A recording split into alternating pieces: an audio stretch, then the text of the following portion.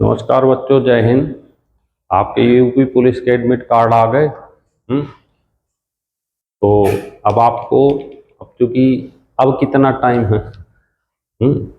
तो एक दो दिन का टाइम, ठीक है। तो आप लोगों में हम मतलब शाम को वर्ड पावर, जैसे पर्यायवाची, विलोम शब्द, तत्सम तद्भव, ऐसे 50-50, 60-60 की सीट भेज देंगे। तो आज का आज निपटा लेना। शाम को बैठेंगे 9:30 बजे, 2 घंटे हमारे साथ बैठ जाना, ठीक है। आप हम अपने घर में, हम अपने घर में, ठीक।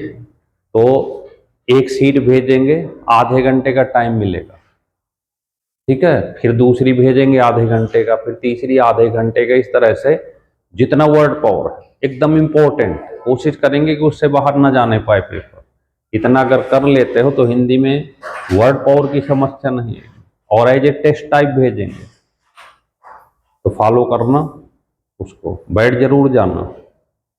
आज कितने बजे? रात 9:30 बजे। आज बैठ जाना, कल बैठ जाना, और 8 तारीख के पहले ही बैठना, ठीक है। चलें आज। तो देखिए, आज का चैप्टर है एवरेज। एवरेज में हमने कहा था कि पिछली क्लास में सारे फार्मूले पढ़े आपने, यहां भी लगता है फार्मूले पे ही क्वेश्चन है, ठीक है।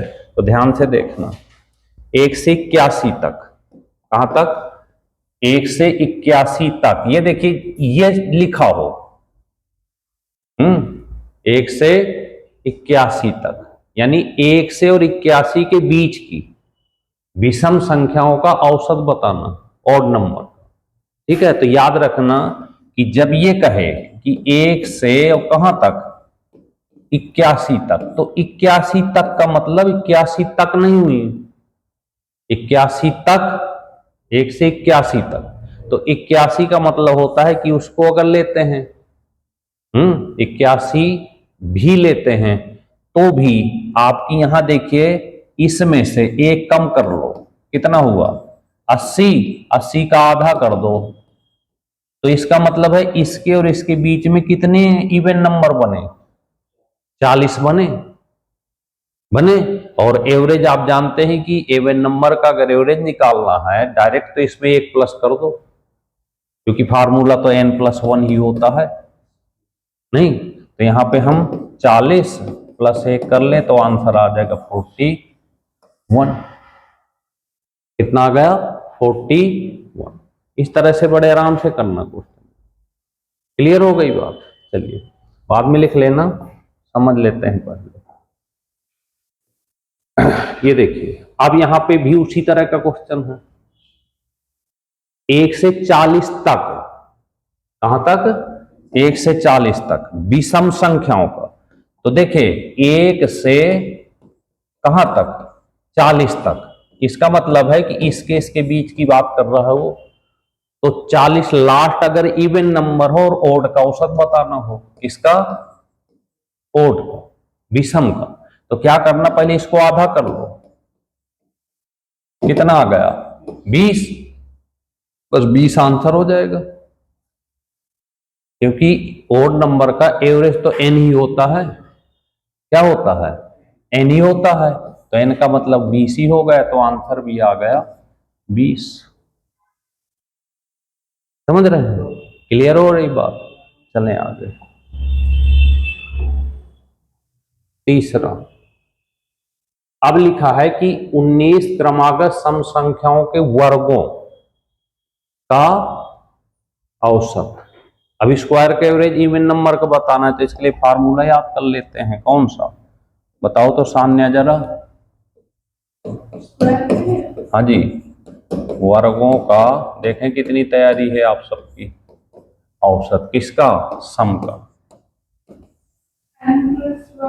हाँ, n+1, 2n+1 अपॉन में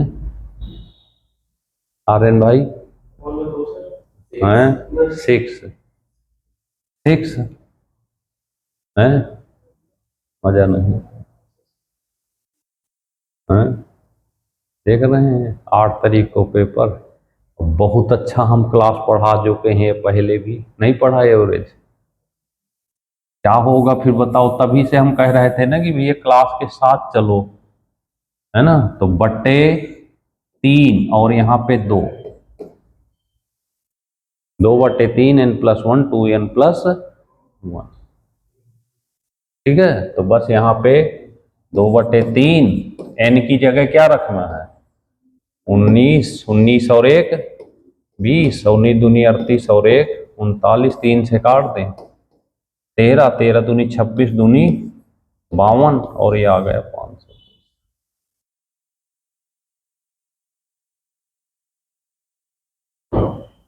क्लियर हो गई बात। चलें आगे पढ़ा करें। चौथा, अब देखिए ये छोटा सा क्वेश्चन क्यों बार बार पूछा जाता है। प्रथम 5 अभाज्य संख्याओं का औसत ज्ञात करो। प्रथम 5 अभाज्य संख्याओं का औसत, छोटा सा क्वेश्चन। अब यहां पे तो कोई ट्रिक चलेगी नहीं, आपको क्या करना पड़ेगा, लिखना पड़ेगा 2, 3, 5, 7 और 11। पहली अभाज्य संख्या कौन सी होती है, कौन बताएगा, हैं? नहीं पता, 2 ही होती है, नहीं तो 1 से ना शुरू करते, 2 ही होती है।